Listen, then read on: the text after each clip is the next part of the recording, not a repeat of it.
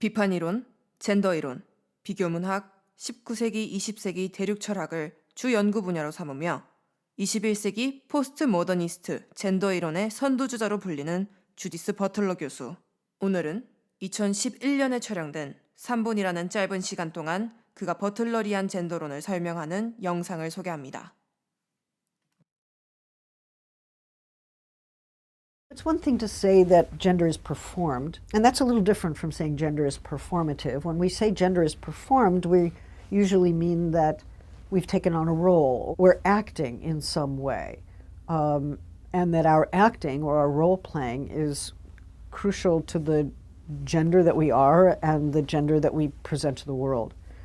To say that gender is performative is a little different, because for something to be performative means that it produces a series of effects. We act and walk and speak and talk in ways that consolidate an impression of being a man or being a woman. You know, I was walking down the street in Berkeley when I first arrived several years ago, and a young woman who was, I think, in high school leaned out of her window and she yelled, "Are you a lesbian?" And she was looking to harass me.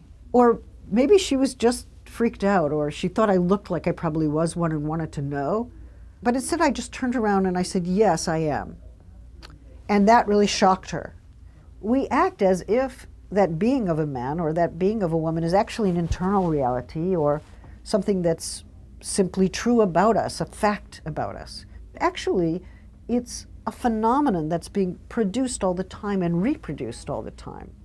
So to say gender is performative is to say that nobody really is a gender from the start. I know it's controversial, but that's my claim.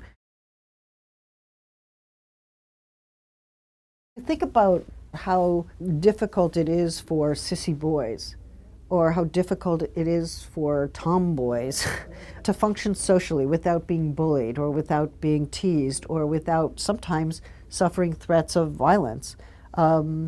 Or without their parents intervening to say, maybe you need a psychiatrist, or why can't you be normal? So, you know, there are institutional powers like psychiatric normalization, and there are informal kinds of practices like bullying, which try to keep us in our gendered place.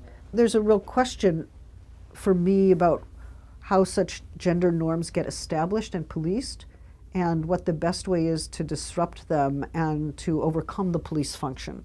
It's my view that gender is culturally formed, but it's also a domain of agency or freedom. It's most important to resist the violence that is imposed by ideal gender norms, especially against those who are gender different, who are non-conforming in their gender presentation.